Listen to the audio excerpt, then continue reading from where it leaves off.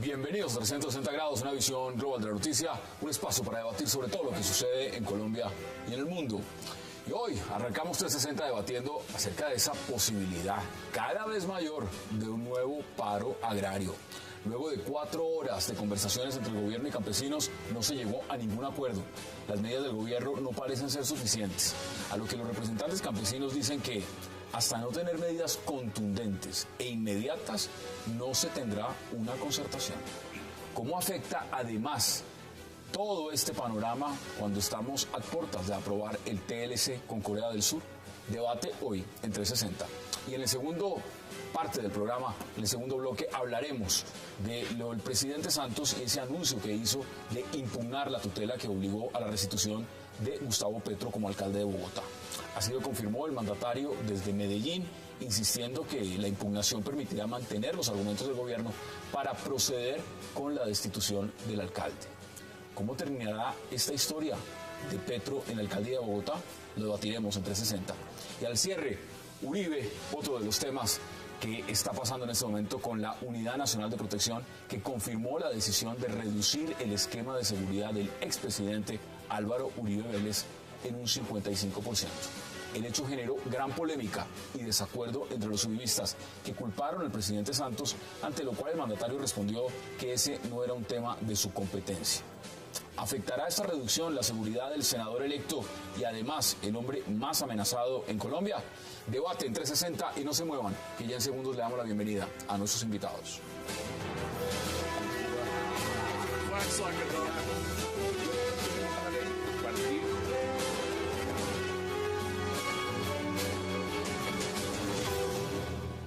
Y qué placer dar la bienvenida hoy en 360 a Marcelo Caruso, también a Mario Valencia, a Guillermo Rodríguez y a César Marroquín. Gracias. Caballeros, gracias por aceptar la invitación, un verdadero placer. Buenas noches. Gracias. Bueno, vámonos de inmediato a hablar de paro, ¿no? Un paro anunciado. ¿Cómo ve usted lo del paro, Mario? Porque esto no es nuevo. Ya vimos lo que pasó en septiembre del año pasado. Sí, no es nuevo y el paro pasado no tuvo digamos, el gobierno se comprometió a unas cosas que no ha cumplido. Entonces es obvio que si no se han cumplido esas promesas que se hicieron para levantar el paro anterior, pues los agricultores, la única salida que les queda es manifestarse nuevamente para exigir que se cumplan esos compromisos. ¿Usted no cree lo que dice el gobierno cuando sale, digamos, el ministro de Hacienda, sale el ministro del Interior y dice, mire, el mismo ministro de Agricultura me dice, esto es netamente un paro político, esto no es un paro agrario, aquí lo que se está buscando es una coyuntura electoral? No, esto es una mezquindad del gobierno, porque eso es pensar que todos los agricultores que están arruinados en estos momentos, que están arruinando por las importaciones de los TLC, porque el gobierno es incapaz de controlar el contrabando, porque no hay una política agraria, entonces todos están vinculados a algún movimiento político y es como si fuera una campaña contra Santos, ¿no? Están saliendo a manifestarse es porque no tienen ninguna alternativa económica, el gobierno no les da soluciones y pues no les queda otro camino que este. Yo creo que cuando una persona toma una decisión de salir a manifestarse, de parar su actividad que realiza todos los días, es porque ya está arruinado. Guillermo, ¿cómo lo ve usted?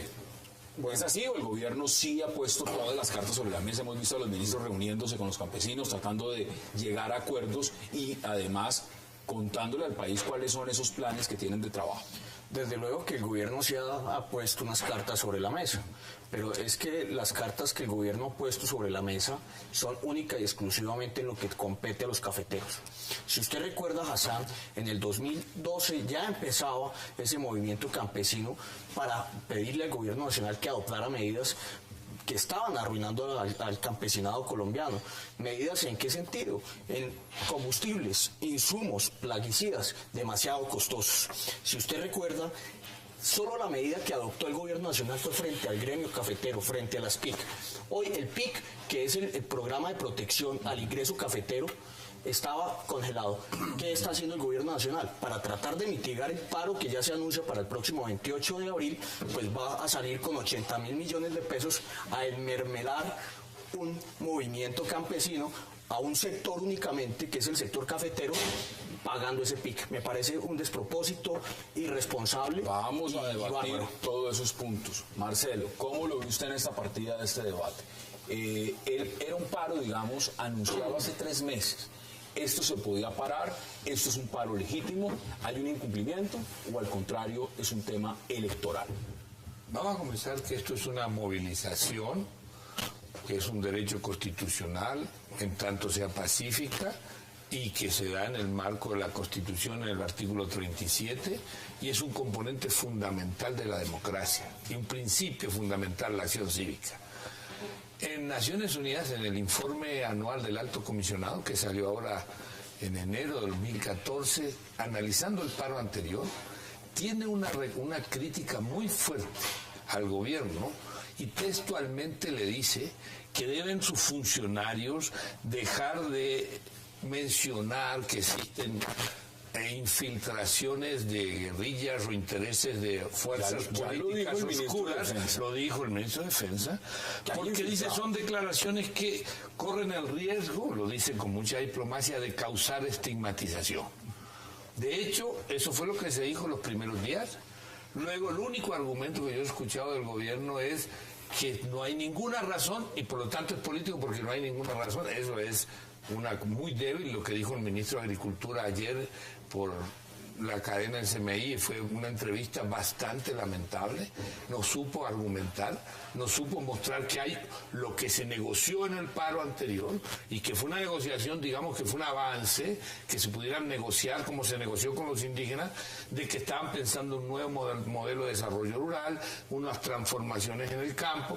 No ha habido nada de eso. Bueno, y lo que se conoce más o menos es que entre las que se ha prometido se ha cumplido entre el 40 y 50%, en algunos casos. En algunos casos. A ver, Ancísimo, señor, ¿cómo lo ve usted? Porque también tengo a Jaime Restrepo, quiero hacer contacto con él y preguntarle. Lo primero que desde mi punto de vista es que si hay paro, sí lo hay. Eso no se resuelve. Eso ya, digamos, a partir de las conversaciones que tuvo el ministro de Agricultura con el señor Pachón en Boyacá, ¿esto no se para? ¿No es posible que el gobierno lo frene? Yo pienso que hay posibilidad de que el gobierno lo frene, hay posibilidad. Pero si lo llega a ver, si el gobierno no es capaz de detenerlo, no será igual el paro a como lo fue en la última oportunidad. ¿Por qué? Por 3 razones muy sencillas. La primera, porque había una gran aceptación de la opinión pública en general en su momento de que era una propuesta justa, necesaria, y hay una, digamos, conciencia generalizada de que el agro es uno de los sectores que está muy mal en Colombia. Es decir, desde ese punto de vista era válida en ese momento. ¿Ahora no es válido? El paro. Yo pensaría que digamos se ha desperfilado mucho el movimiento agrario en primer lugar. Primero porque, en mi opinión, los líderes metieron eso en la campaña política anterior y fueron candidatos y convirtieron el movimiento cívico en movimiento político como tal. Válido, respetable, pero en mi opinión lo deslegitimaron. Entonces, al usted convertir una iniciativa ciudadana, un agrado de la comunidad en general, en un movimiento político, me parece que pierde el sentido. Mire, acá hay cosas importantes. Aquí estuvo también el ministro de Agricultura en el programa En la Mira con Alejandra Giraldo, y yo quiero que veamos, porque habló con el señor Pachón. Vean lo que dijo Pachón. Usted estaba hablando de mermelada, ¿está diciendo usted? Veamos exactamente esas declaraciones y ese extracto. Pues yo digo que el mayor esfuerzo que está haciendo el gobierno nacional en este momento es tratando de comprar líderes. Yo tengo una grabación donde el ministro del Interior le ofrece 500 millones de pesos a un grupo de campesinos que me ha acompañado a mí para que se vayan del lado de él. Les dice, miremos quién tiene más poder, si es César Pachón o Aurelio Iragorri. Le voy a sacar eso por los medios de comunicación, porque muchos medios en este momento no nos quieren dar la palabra ni escuchar. A ver si es que eso no es una prueba de que ellos se han dedicado a comprar líderes. ¿César? Sí, nosotros tenemos esa y esperamos ya mañana tenerla por todos los medios de comunicación. Bueno, eso lo dijo aquí en primicia en el programa En la Mira, en Cable Noticias, Pachón, diciendo directamente que el gobierno está ofreciendo es plata para que se vayan para ese lado. Pero yo creo hacer unas precisiones sobre lo que plantean César. Primero, no es cierto que el movimiento, lo de dignidad agropecuaria, que es el movimiento que va a hacer la manifestación el 28 de abril, el lunes, y lo han pensado solamente el 28 de abril, porque hay otra serie de acciones, una que va a empezar el 1 de mayo, que está convocada por el Consejo Nacional Agrario, pero esto es otra cosa, digamos, yo me voy a referir específicamente a lo que tiene que ver con dignidad agropecuaria nacional, ellos en su junta definieron hacer una acción el 28 de abril porque no les han cumplido. Entonces, pensar en que no hay justificación o no hay motivación para hacer esta acción del 28 de abril, es decir, que las cosas han cambiado y que la situación para ellos ha mejorado. Pero tampoco es cierto que eso se haya politizado. Digamos, ahí es cierto que existen expresiones de muchos partidos políticos. Hay una expresión fuerte del Partido Liberal, del Centro Democrático, del Polo Democrático Alternativo, incluso de sectores conservadores. Pero es que todo en este país, todo en la sociedad es político. O sea, manifestar lo que ha venido diciendo el presidente y los ministros, de que es que se ha politizado cuando ellos hacen política todo el día, todos los días. Veamos declaraciones, porque para hacer contacto también con Jaime Restrepo, quiero que veamos primero qué dijo el señor ministro de la Defensa, Pinzón. Veamos las declaraciones del ministro. Grupos terroristas y criminales han querido contaminar la protesta en algunas zonas del país. En zonas muy específicas son quienes promueven el paro, son quienes a través del constreñimiento obligan a sectores campesinos a hacer presencia en concentraciones. Eso dijo el ministro. Quiero hacer contacto con Jaime Restrepo. Jaime, bienvenido y qué placer. Respetado Hassan, un placer y un honor saludarlo a usted y a todos los televidentes de 360 grados, de igual manera a todos los panelistas. Bueno, cuénteme, ¿cómo ve usted las declaraciones del ministro? Usted ha sido un hombre que ha denunciado en otras oportunidades la presencia de las FARC de infiltrados, pero también aquí está Marcelo Caruso, que dice, mire, no se puede legitimar un paro de esta magnitud diciendo que esto está promovido por las FARC. ¿Cómo ve usted este tema del paro agrario? Lo primero que hay que decirle a los colombianos es que de ninguna manera podemos desconocer la tradición histórica del Estado colombiano en el abandono del agro y en el abandono de nuestros campesinos. Es una realidad de apuño, pero lo que sí causa mucha suspicacia es evidenciar cómo el paro agrario se realizará el próximo lunes 28 en las postrimerías de dos eventos fundamentales: las elecciones a la presidencia en mayo y el cumplimiento de los 50 años de las FARC. Hay que ser muy objetivos y decir que de ninguna manera podemos deslegitimar el paro agrario y decir que ese paro, que ese movimiento campesino está un 100% infiltrado, cooptado por las FARC y el ELN. Pero yo sí les puedo decir, con pleno conocimiento de causa, en mi calidad de defensor de derechos humanos y derecho internacional humanitario, que me he dedicado a estudiar con filigrana el fenómeno del paro agrario. Y ya tenemos eventos como el que acaeció el año pasado en el Catatumbo, donde allí no tuvimos un paro campesino, sino un paro armado, atrincherado, cooptado, infiltrado por las FARC. Es decir, un paro armado disfrazado de paro campesino, direccionado por la Asociación Campesina del Valle del Río Cimitarra, por Ascancar, y dirigido por un personaje que se llama César Jerez, militante y cuadro político de la FARC. Bueno, para este asunto concreto del paro que se estará y se liderará a partir del próximo lunes, hay que conocer un antecedente fundamental, y es que se han realizado 26 cumbres agrarias en el país. En Medellín, en el Atlántico, en el Magdalena Medio, en Nariño, en Bogotá, en Huila, en el norte de Santander, en La Guajira. Y esto no fue gratuito. Esos cumbres agrarias, esas 26 cumbres agrarias, tuvieron como objetivo organizar las masas para este próximo paro campesino. Bueno, venga, Jaime, usted ha mencionado nombres claves. No está infiltrado por la FARC y por el ELN, que es lo que yo pienso, y coincido en eso con las apreciaciones del ministro. Bueno, usted ha dicho varias cosas, entre ellas ha mencionado a César Jerez, que ha estado invitado también en esta mesa en 360. Marcelo, ¿qué dice usted frente a las declaraciones de Jaime? No, yo creo que debe leer la resolución del alto comisionado, donde plantea que la tarea de encontrar a los infiltrados no es de los líderes que organizan una marcha pacífica, sino de la fuerza pública. Y si los debe encontrar, los debe quitar para garantizar la marcha pacífica a los campesinos, que fueron 250.000, según dice en este mismo informe el alto comisionado. Ahora, yo no voy a seguir más eso, porque eso es un discurso justamente político. Entonces, ¿Qué hay política? Hombre, es época electoral. El presidente, este es un problema de la reelección, porque al presidente le están cobrando sus políticas con las cuales él quiere ganar las elecciones. Entonces, si hay reelección, las acciones políticas para atacar al programa o lo que ha hecho el gobierno de sus opositores, obviamente que se van a expresar por todas las formas. Tengo que ir a una pausa y seguimos ampliando, porque eso está ligado también con una coyuntura, Mario y Ancísar. Y es que mientras esto ocurre, pues está el tema del TLC con Corea del Sur, que es bien interesante ver cómo un país que está, los campesinos diciendo que están fregados literalmente por los TLC y nosotros estamos a puertas de otro con Corea del Sur. Lo vamos a debatir en la Alianza Pacífico. La división que hay en el movimiento campesino, yo quisiera que le demos una vuelta, porque eso es, nacieron muy unidos y hoy está muy fragmentado. Vamos a mirarlo, vamos a la pausa entre 60 y ya regresamos.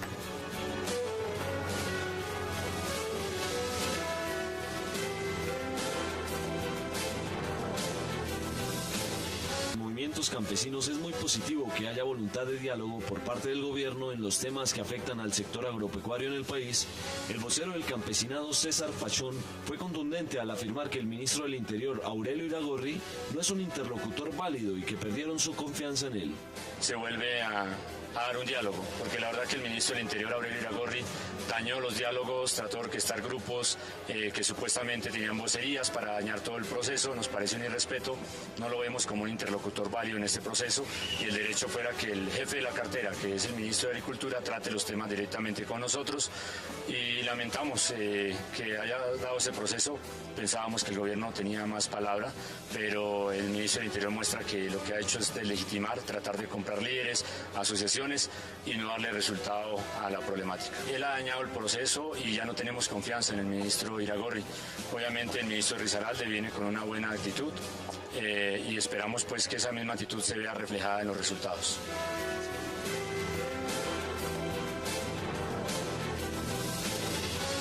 Regresamos a 360, escuchamos al señor Pachón y dice, no, pues que yo no quiero hablar con el ministro del Interior, sino hablo con el ministro de Agricultura. Eso es tener al gobierno contra las cuerdas, escoger el interlocutor y lo demás.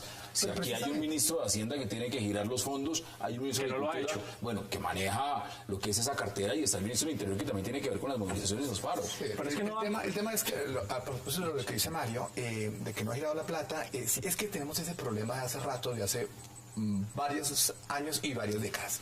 Y es que el Ministerio de Agricultura ha sido la cenicienta de la administración pública de este país. Entonces al Ministerio de Agricultura le mandan 4 centavos siempre. Pienso que esto, así como decía, va a ser histórico, como dice el presidente. Es la primera vez que han programado presupuestalmente 5.2 billones de pesos para invertir en el agro. Con eso no se va a solucionar todo, seguramente. Eso es lo que iban a recibir por la venta de Isaján, ¿no? Ah, bueno. Es esa cantidad de plata que se va para carreteras.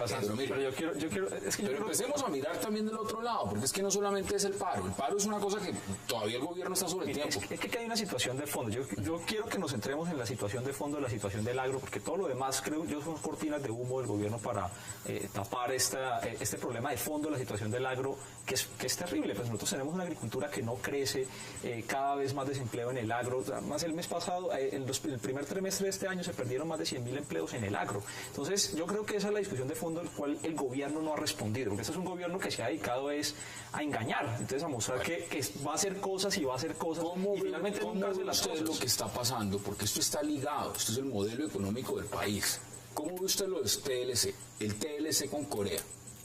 En este caso, Corea del Sur. Yo creo que es el conjunto de toda la política económica expresada en los tratados de libre comercio. No solamente el TLC con Corea, que por fortuna no se ha aprobado todavía en el Congreso, sino que el de Alianza Pacífico es el golpe de muerte a la agricultura. Es un acuerdo que va a crear 2,5 millones de desempleos en la agricultura, que lo ha dicho la propia SAC. El Tratado de Libre Comercio de Estados Unidos, donde están entrando ya las cuotas de arroz que tiene, acabado la producción arrocera en el país. Entonces, si el gobierno no, que había prometido que había, con Corea está excluido el TLC, y ahí los agricultores tienen la perspectiva, tienen unas ilusiones de que van a exportar unas cosas a Corea. Corea le compra casi todos sus alimentos a China, a Vietnam, a Tailandia. Corea es una economía súper industrializada, es una economía poderosísima donde nosotros no tenemos absolutamente nada qué venderle a Corea? Pues hay unas ilusiones de vender unos productos que no estamos produciendo, porque entonces esa ilusión de vender... ¿Es negativo? Sí. Bueno, Hassan, porque los tratados de libre comercio, aquí hablemos de los países, empecemos hablando por Chile. Chile lo que tiene es tratados de libre comercio. Chile tiene dos productos, Chile tiene cobre y tiene frutas. Y vino, no vende nada más. Pero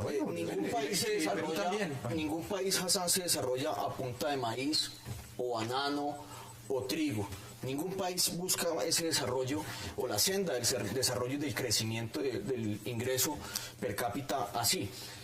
Aquí lo que necesitamos es competitividad, y la competitividad la da pues el libre mercado. Me da algo de escozor escuchar que esto es un tema político, pero si usted encuentra el tema de TLC y los temas que tienen que ver con el agro, ambos van correctamente ligados, y si usted se da cuenta, usted dice, esto no es un tema de político, y me causa escozor escuchar que esto es un político, que esto es político. Esto no es político.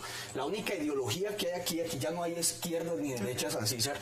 La única ideología, Hassan, que hay es que el mundo es globalizado, y cuando un mundo es globalizado, tiene que estar los países en vías de desarrollo como Colombia en competitividad, y las políticas públicas para que pueda mitigarse cualquier riesgo tienen que adoptarse. El gobierno no ha adoptado medidas, el gobierno quitó las que había. Usted sabe lo que significa Corea. Le voy más o menos a dar un panorama de lo que es Corea.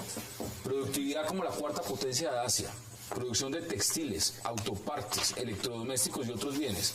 Según dicen los críticos, entre ellos el senador Robledo, acabaría con miles de personas que se dedican a fabricar dichos bienes en Colombia. Pero le agrego, empleos industriales. ¿Favorecerá en verdad las exportaciones agrarias? Bien, empecemos con la distancia. No somos capaces de competir con los de acá. Es que mire, Corea le compra sus alimentos a los países vecinos. Entonces, pensar que nosotros le vamos a suministrar los alimentos que no estamos produciendo nosotros, porque más de la mitad de la dieta alimentaria de los colombianos es importada. Entonces, pensar que nosotros le vamos a exportar a Corea lo que no estamos produciendo. Vamos a exportar con la movilización campesina, justamente, que no tiene capacidad ni siquiera para producir alimentos competitivamente con lo que ingresa. Pero yo quiero volver al caso Stiglitz, que ya ha dado unas conferencias en las semanas pasadas, que era de las élites del Banco Mundial. Y dice, mire, eso no son tratados de libre comercio, dice en la entrevista. Eso porque un tratado es donde hay algún árbitro que decide que la cosa sea igualitaria, que tenga equitativo, que compense lo que son las diferencias y desigualdades. No es así, ahí la asimetría es lo que manda, el que tiene más poder decide. Y lo dice este señor, y lo digo, Premio Nobel de Economía. Pero voy a otra cosa. El tema más duro es para el campo. Y ese sería ser un tema consultado con los campesinos. Campesinos y quería cerrar algo del anterior, que lo que vemos hoy en día es una pelea de líderes y no está muy claro cómo se mueve abajo eso. Yo criticaba a los campesinos después del paro si habían hecho asambleas para contarle a su gente lo que estaban negociando. Lo charlamos en Pasca, en una asamblea, la gente no sabía, los líderes se fueron a negociar, los hombres, las mujeres peleaban y los hombres negociaban, perdóname, pero es la oportunidad para construir una democracia rural que puede ser el sujeto real de una reforma agraria o una política de reforma rural distinta. Pero si el sujeto campesino, una vez que se moviliza después de 500 años, lo que hacemos es fragmentarlo en liderazgos y en intereses de grupos, y no digo porque sean políticos o no, y no lo estoy estigmatizando, sino particulares, lo que sucede es que tremendos 250.000 campesinos, hoy va a haber 5 paros, 5 movilizaciones, Aprovecho y le pregunto a Jaime, porque y Jaime eso hay que reflexionar en los líderes campesinos. Jaime, usted habló de las minicumbres que hubo antes de este gran paro, que posiblemente pues está planeado para el día lunes, pero el gobierno todavía tiene tiempo para frenarlo, si logra hacerlo. ¿Usted cree que estos paros... Usted mencionaba el tema del Catatumbo y usted dice, ese fue un paro netamente armado, un paro infiltrado. Este paro en este momento, ¿están divididas esas acciones campesinas, los diferentes sectores, o están unificados? Ascancat no va a participar de este paro. Jaime, ¿qué dice usted? Un ejemplo. Bueno, la verdad se ha dicho que ni más faltaba entrar a generalizar y al macartismo. No podemos decir que el sentir de nuestros campesinos válido y legítimo está un 100% infiltrado por las FARC y por el ELN. Eso sería ridículo. Lo que sí podemos decir es que hay organizaciones que se han dedicado a hacer la tarea del trabajo político de organizaciones, y en esas 26 precumbres yo le podría decir cuáles organizaciones lideraron esas 26 precumbres, que son las gestoras del paro que se organiza para el próximo lunes 28, y entre ellas están ANUC Cauca, Marcha Patriótica, Congreso de los Pueblos, el CRIC, la CUT, Movimiento por la Constituyente Popular, Caucopana, FENSUAGRO, ANSORC, entre otras.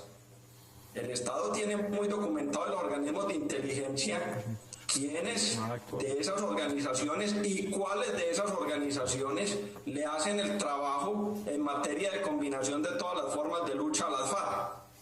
Le cuento que yo estoy en una zona del país, en el sur, por seguridad no le digo dónde, pero en la zona donde me encuentro se están organizando las masas, se está haciendo un trabajo político de organizaciones de filigrana para bloquear las vías el próximo lunes. Eso ya está muy organizado. Bueno, creo que el gobierno ha dicho que no va a permitir en ningún momento que se vaya a dar bloqueos y lo demás vías. De hecho, eso no aplicaría. Pues esperemos. Yo veo muy precarias las posibilidades coercitivas del Estado. Nos ha demostrado cómo mientras premia y cómo organiza todo un entramado jurídico de impunidad para aquellos que han sembrado de sangre, sudor y lágrimas a nuestra patria por más de 40 años, ha sido absolutamente flexo y permisivo con el terrorismo. Pues vemos cómo con nuestros campesinos la verdad es que no les ha cumplido. Bueno, eso sí es cierto, eso lo tenemos que reconocer. A ver, Jaime, ¿qué dice usted? ¿Está de acuerdo, Mario? No, pues yo creo que volvamos al tema de fondo. Sí. Es que, bueno, aquí no ha habido una marcha, yo no me acuerdo de una movilización en Colombia donde el gobierno no haya dicho que no está infiltrado. Y salen los médicos y están infiltrados, los estudiantes están infiltrados, y salen los artistas están infiltrados. Entonces, yo quiero volver otra vez al tema de fondo, porque entonces aquí se habla, el agro tiene que ser competitivo. Entonces aquí se dicen cosas pues como a la ligera. Bueno, el agro tiene que ser competitivo, el mundo está globalizado. Pero el mundo está globalizado, pero la globalización que tenemos hoy en el mundo es que Estados Unidos, Europa venden productos industriales y países como nosotros vendemos carbón y petróleo, y así no se puede sostener una economía. Nosotros tenemos un déficit el año pasado de cuenta corriente de 19.000 millones de dólares. ¿Cómo estamos compensando eso? ¿A punta de deuda? ¿A punta de deuda de los hogares? Así es, ya le doy la palabra. Vamos a la pausa en 360. Continuamos con este tema porque quiero que lo podamos concluir, porque tenemos dos más en la agenda. Vamos a la pausa en 360 y ya regresamos.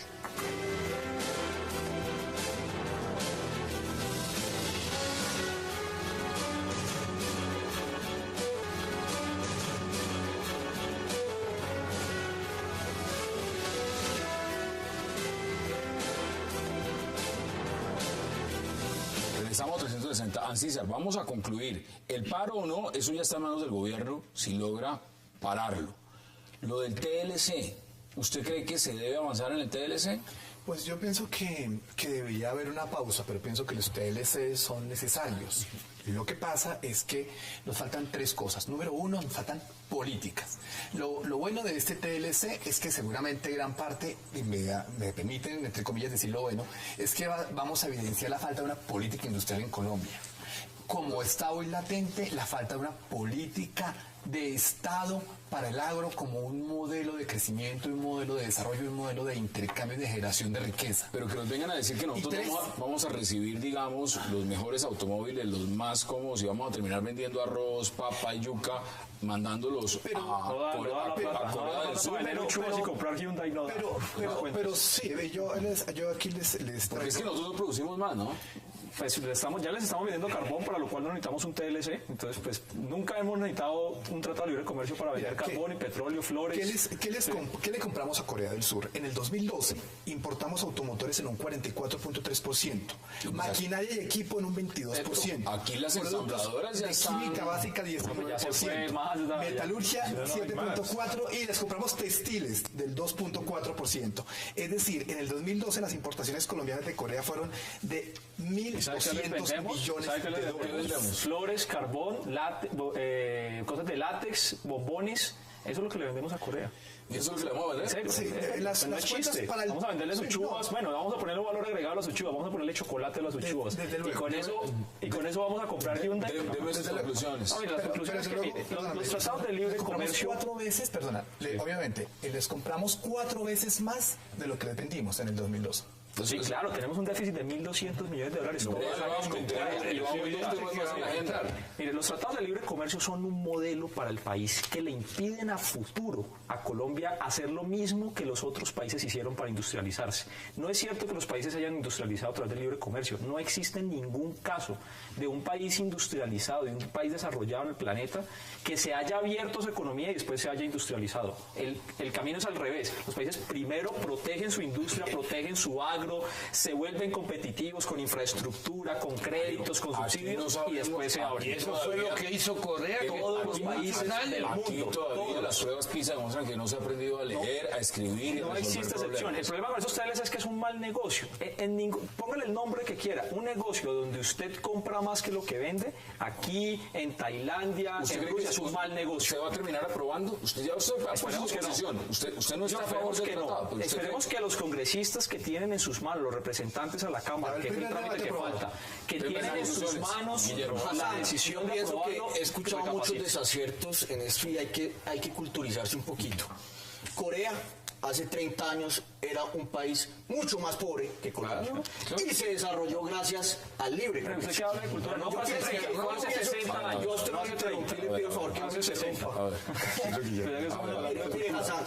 Usted empieza a examinar lo que pasó en Corea, una sociedad que un día dijo, vamos a trabajar más, vamos a dormir menos, vamos a comer menos, vamos a ser más competitivos, vamos a ser menos arrogantes con nuestra economía, y lograron salir adelante. Son hoy una economía estable. Está lejos. Por lo que fueron.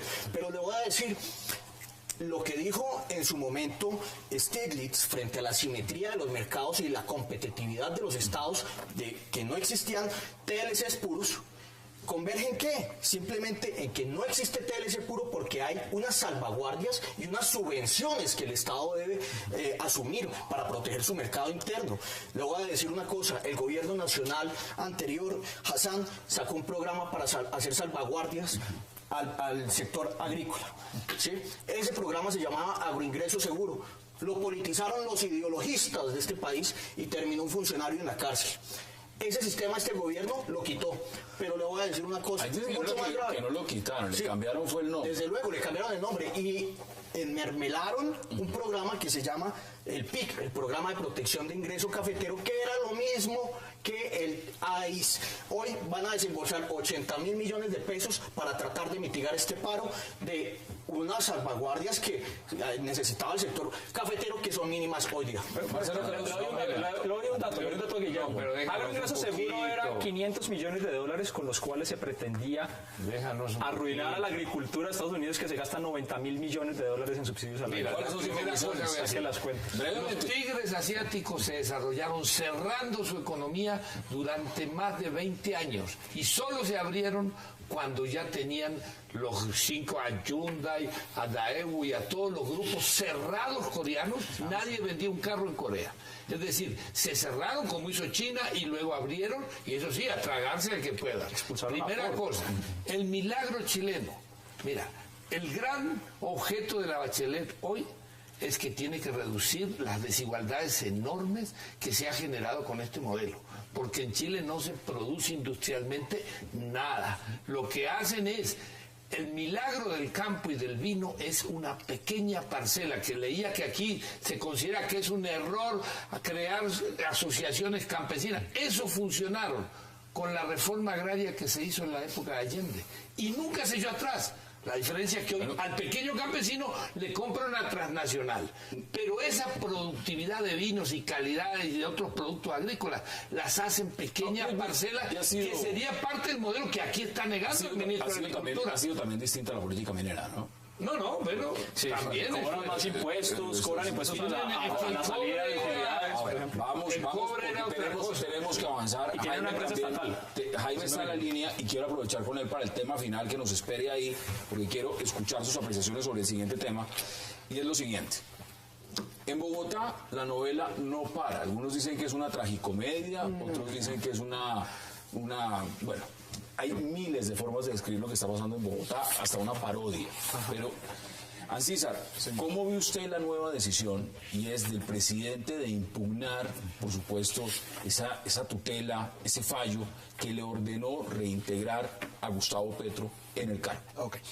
Pienso que el presidente en esta coyuntura electoral, digamos que siempre baila con la más fea, porque gran parte de la opinión pública quería que él firmara el decreto de suspensión del alcalde, pero la otra parte no quería que lo hiciera. Una parte quería que aceptara las medidas cautelares y la otra parte quería que no lo hiciera.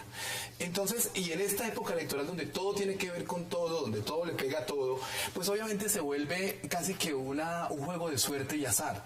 Pero mire, lo que yo he sentido en la opinión pública es que hay una gran queja alrededor de las instancias judiciales. Es que hablan de reformar están proponiendo reformar la tutela. Están hablando casi que de la dictadura de los jueces, pero más dirigido a una total desestabilización, en verdad, de lo que es Bogotá y sus instituciones. Ese en verdad es el problema. Y entonces la gente espera que el presidente haga algo.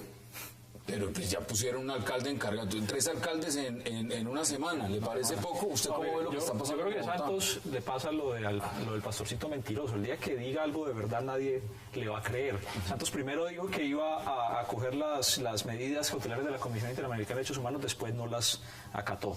Entonces, que no iba a impugnar el fallo de tutela y después acaba de impugnar el fallo de tutela. Y en medio de todo eso, los perdedores es la población bogotana, porque en medio de todo este show, de ese circo, no se están resolviendo ninguno de los problemas importantes de la ciudad, el tema del CAN, el tema del gasto predial, el tema del metro de Bogotá. O sea, veamos declaraciones, porque el señor presidente también fue muy claro, y pues, escuchemos qué fue lo que dijo al respecto.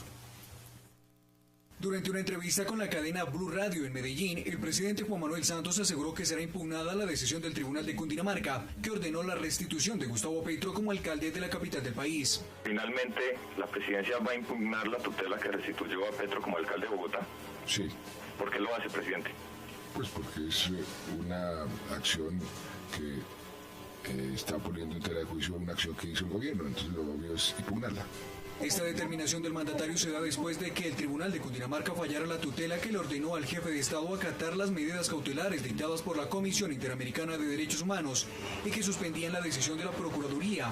Como consecuencia, Santos debía restituir a Gustavo Petro como alcalde mayor de Bogotá, orden que ejecutó el pasado miércoles 23 de abril, cuando el jefe de Estado firmó el decreto con el cual se hacía efectivo el regreso de Petro como burgomaestre de Bogotá. Los jueces me ordenan restituir al alcalde Petro y he firmado el decreto correspondiente para que se restituya su cargo al alcalde Gustavo Petro. El presidente Juan Manuel Santos fue reiterativo en que respetará la institucionalidad y la justicia del país. Guillermo, ahí está. Es una barbaridad. Uno cuando ve este tipo de asuntos, Hassan, uno dice en qué país estamos, para dónde va nuestro ordenamiento jurídico, no, pues el realismo mágico, y para dónde va esto. Desde luego, lo único que podemos decir sobre esto, Hassan, es lo siguiente. El presidente, desde luego, tiene una bipolaridad en su actuar de la administración pública, pero si usted examina y ve el porqué, desde luego que él no quería impugnar el fallo.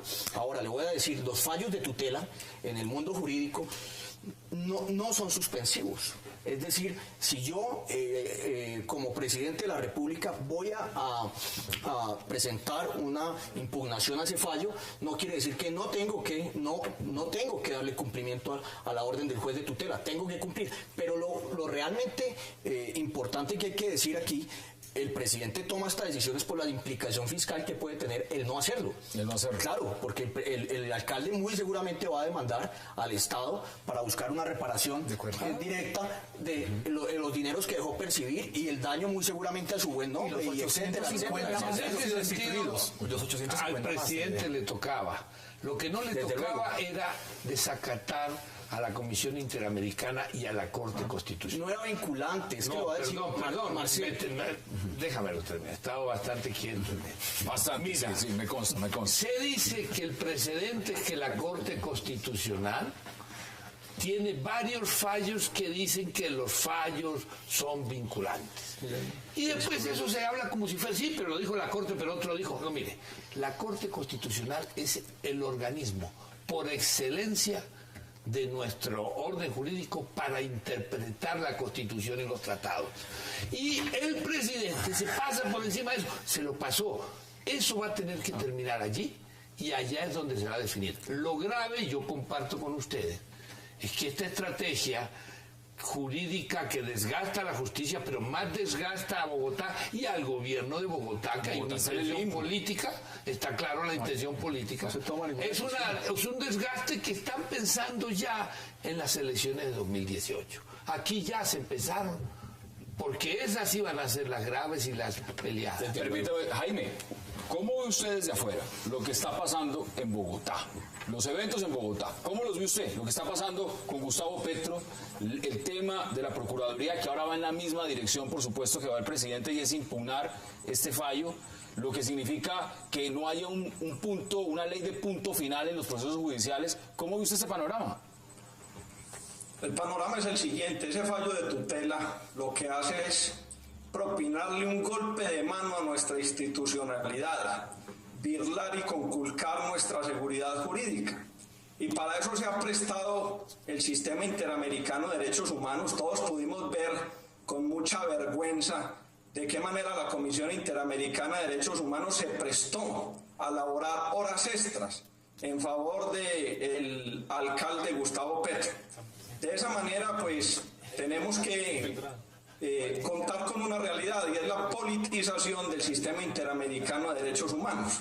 Es ya la hora de que Colombia vaya pensando en retirarse de ese sistema siniestro donde se presta, inclusive como ya ocurrió en la Comisión Interamericana y en la Corte Interamericana de Derechos Humanos, para erradicar y condenar a nuestro Estado colombiano con falsas víctimas, como fue el caso emblemático de la masacre de Mapiripán.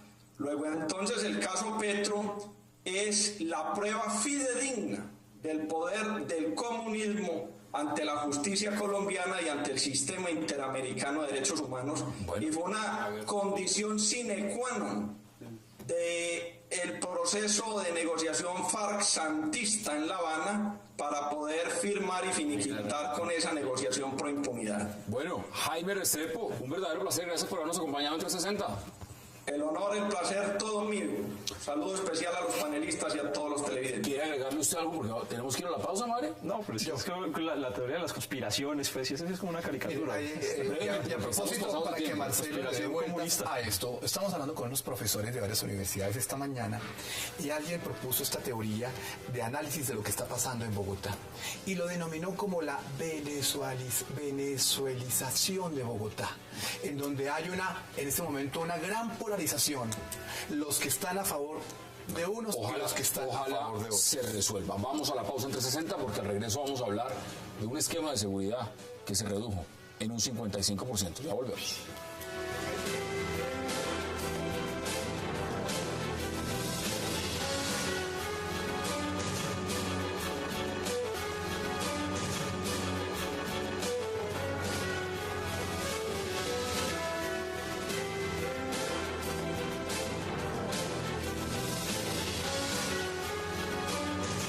Regresamos a 360 en la recta final. Guillermo, no quiero dejar pasar este tema por alto.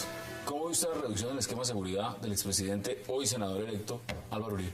Pues que es un mecanismo de presión del gobierno nacional que siente pasos de animal grande en esta batalla electoral que estamos justo a un mes de celebrar, o esa gran fiesta electoral de ojalá cambio de gobierno en el Ejecutivo.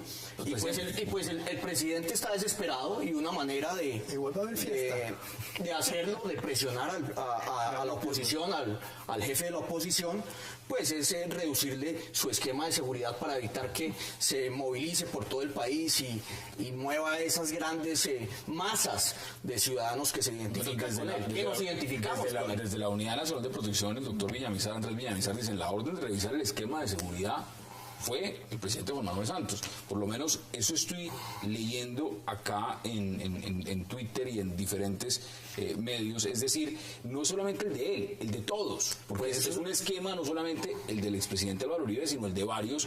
Y la pregunta es, 300 escoltas es bastante, ¿no? Pues Hassan, tema de costos. Sí, yo creo que la discusión... ¿Cómo se mide eso? Primero, yo no creo que esto sea, digamos, de fondo una discusión política. Es decir, que se le bajó el esquema de protección al jefe de la oposición. Uribe está en la oposición, pero aquí hay otras fuerzas que estamos también en la oposición, que no estamos en el uribismo. Entonces yo creo que eso también hay que reconocerlo. Digamos que aquí la única oposición no es el uribismo, sino que también... de eso. Yo reconozco a la oposición cuando alguien hace un ejercicio democrático y se hace contar y tiene...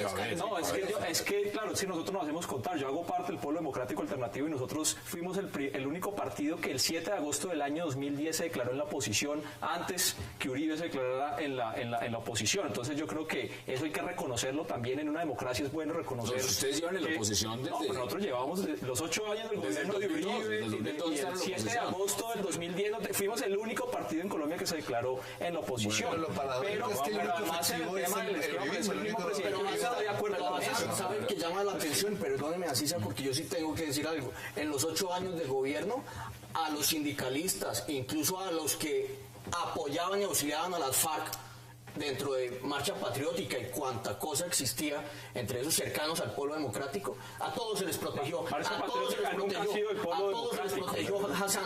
Es más, este gobierno está presionando al presidente Álvaro Uribe Vélez para que... Pero un tema para la cultura, ya no se le está tanto la cultura. Marcha Patriótica se constituyó en el gobierno de Santos. Uno no puede pretender hablar de que hay oposición cuando el gobierno pasado protegió a la oposición y a los sindicalistas. Yo creo que en esto hay fuerzas oscuras detrás de cada una y hay intereses políticos oscuros. Claros, pero dice irónicamente.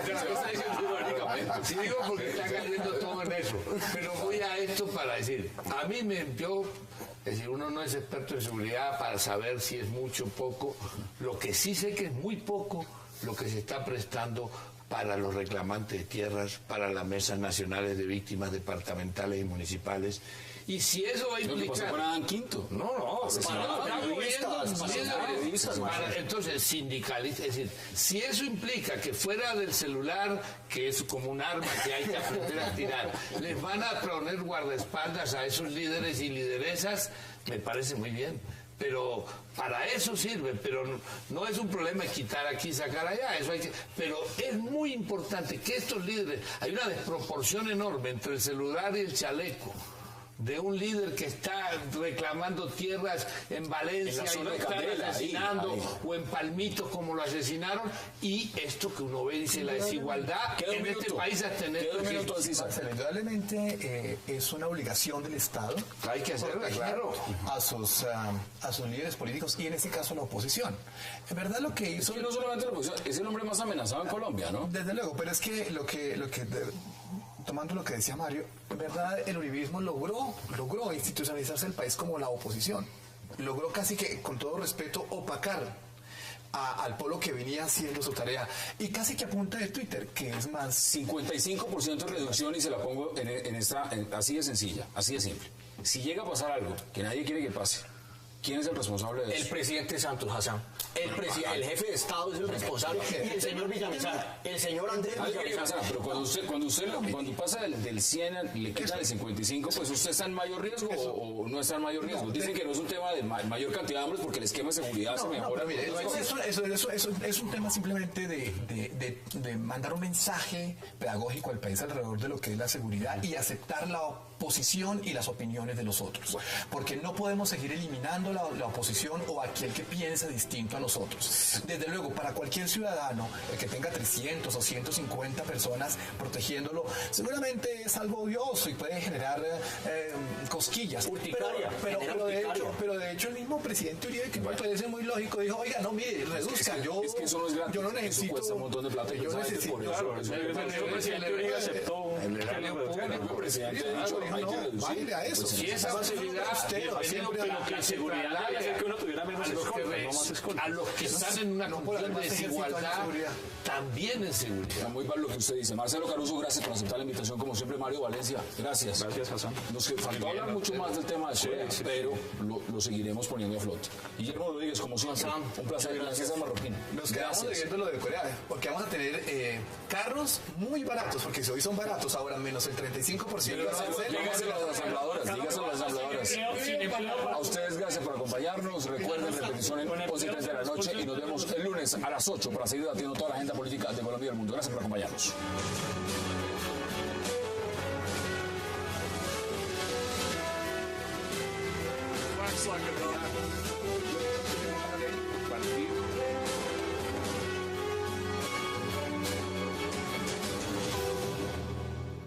Le damos la bienvenida a nuestros invitados.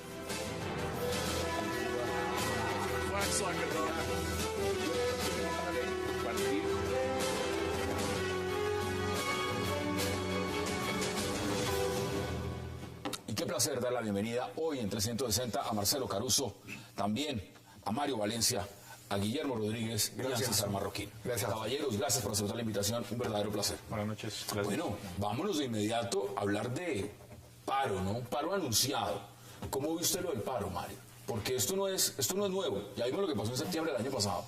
Sí, no es nuevo y el paro pasado no tuvo digamos, el gobierno se comprometió a unas cosas que no ha cumplido. Entonces es obvio que si no se han cumplido esas promesas que se hicieron para levantar el paro anterior, pues los agricultores, la única salida que les queda es manifestarse nuevamente para exigir que se cumplan esos compromisos. ¿Usted no cree lo que dice el gobierno cuando sale, digamos, el ministro de Hacienda, sale el ministro del Interior y dice, mire, el mismo ministro de Agricultura me dice, esto es netamente un paro político, esto no es un paro agrario, aquí lo que se está buscando es una coyuntura electoral? No, esto es una mezquindad del gobierno, porque eso es pensar que todos los agricultores que están arruinados en estos momentos, que están arruinando por las importaciones de los TLC, porque el gobierno es incapaz de controlar el contrabando, porque no hay una política agraria, entonces todos están vinculados a algún movimiento político y es como si fuera una campaña contra Santos, ¿no? Están saliendo a manifestarse es porque no tienen ninguna alternativa económica, el gobierno no les da soluciones y pues no les queda otro camino que este. Yo creo que cuando una persona toma una decisión de salir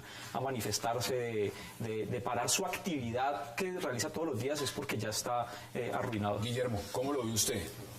¿Es así o el gobierno sí ha puesto todas las cartas sobre la mesa? La primera, porque había una gran aceptación de la opinión pública en general en su momento de que era una propuesta justa, necesaria, y hay una, digamos, conciencia generalizada de que el agro es uno de los sectores que está muy mal en Colombia. Es decir, desde ese punto de vista era válida en ese momento. ¿Ahora no es válido? El paro. Yo pensaría que digamos, se ha desperfilado mucho el movimiento agrario en primer lugar. Primero porque, en mi opinión, los líderes metieron eso en la campaña política anterior y fueron candidatos y convirtieron el movimiento cívico en movimiento político como tal. Válido, respetable, pero en mi opinión lo deslegitimaron. Entonces, al usted convertir una iniciativa ciudadana, un agrado de la comunidad en general, en un movimiento político, me parece que pierde el sentido. Mire, acá hay cosas importantes. Aquí estuvo también el ministro de Agricultura en el programa En la Mira con Alejandra Giraldo y yo quiero que veamos, porque habló con el señor Pachón, vean lo que dijo Pachón, usted estaba hablando de mermelada, ¿está diciendo usted? Veamos exactamente esas declaraciones y ese extracto. Pues yo digo que el mayor esfuerzo que está haciendo el gobierno nacional en este momento es tratando de comprar líderes. Yo tengo una grabación donde el ministro del Interior le ofrece 500 millones de pesos a un grupo de campesinos que me ha acompañado a mí para que se vayan del lado de él. Les dice, miremos quién tiene más poder, si César Pachón o Aurelio Iragorri. Le voy a sacar eso por los medios de comunicación, porque muchos medios en este momento no nos quieren dar la palabra ni escuchar. A ver si es que eso no es una prueba de que ellos se han dedicado a comprar líderes. César? Sí, nosotros tenemos esa y esperamos ya mañana tenerla por todos los medios de comunicación.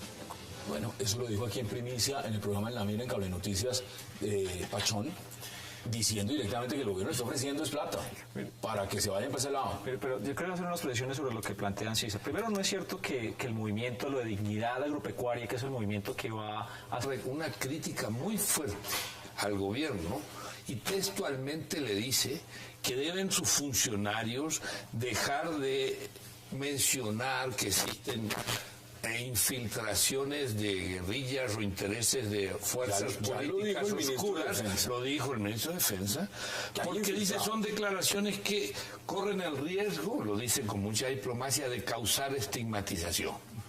De hecho, eso fue lo que se dijo los primeros días.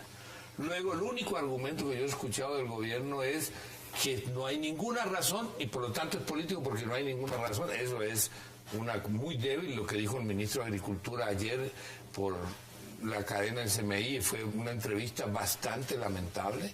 No supo argumentar, no supo mostrar que hay lo que se negoció en el paro anterior, y que fue una negociación, digamos que fue un avance, que se pudieran negociar como se negoció con los indígenas, de que estaban pensando un nuevo modelo de desarrollo rural, unas transformaciones en el campo. No ha habido nada de eso. Bueno, y lo que se conoce más o menos es que entre las que se ha prometido, se ha cumplido entre el 40 y 50%, en algunos casos. En algunos casos. A ver, Ancisa, señor, ¿cómo lo ve usted? Porque también tengo a Jaime Restrepo, quiero hacer contacto con él y preguntarle. Lo primero que desde mi punto de vista es que si hay paro, sí lo hay. Eso no se resuelve. Eso ya, digamos, a partir de las conversaciones que tuvo el ministro de Agricultura con el señor Pachón en Boyacá, ¿esto no se para? ¿No es posible que el gobierno lo frene? Yo pienso que hay posibilidad de que el gobierno lo frene, hay posibilidad. Pero si lo llega a ver, si el gobierno no es capaz de detenerlo, no será igual el paro a como lo fue en la última oportunidad. ¿Por qué? Por tres razones muy sencillas. También hemos visto a los ministros reuniéndose con los campesinos, tratando de llegar a acuerdos y además contándole al país cuáles son esos planes que tienen de trabajo. Desde luego que el gobierno sí ha puesto unas cartas sobre la mesa, pero es que las cartas que el gobierno ha puesto sobre la mesa son única y exclusivamente en lo que compete a los cafeteros. Si usted recuerda, Hassan, en el 2012 ya empezaba ese movimiento campesino para pedirle al gobierno nacional que adoptara medidas que estaban arruinando al campesinado colombiano. ¿Medidas en qué sentido? En combustibles, insumos, plaguicidas, demasiado costosos.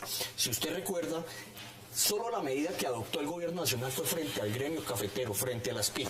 Hoy el PIC, que es el programa de protección al ingreso cafetero, estaba congelado.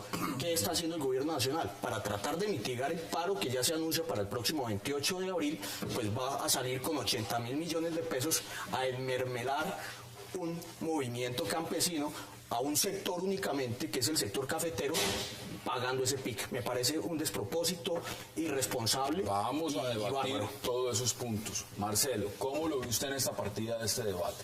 Era un paro, digamos, anunciado hace 3 meses. ¿Esto se podía parar? ¿Esto es un paro legítimo? ¿Hay un incumplimiento? ¿O al contrario, es un tema electoral? Vamos a comenzar que esto es una movilización, que es un derecho constitucional, en tanto sea pacífica, y que se da en el marco de la Constitución, en el artículo 37, y es un componente fundamental de la democracia, y un principio fundamental de la acción cívica. En Naciones Unidas, en el informe anual del Alto Comisionado, que salió ahora en enero de 2014, analizando el paro anterior, tiene una...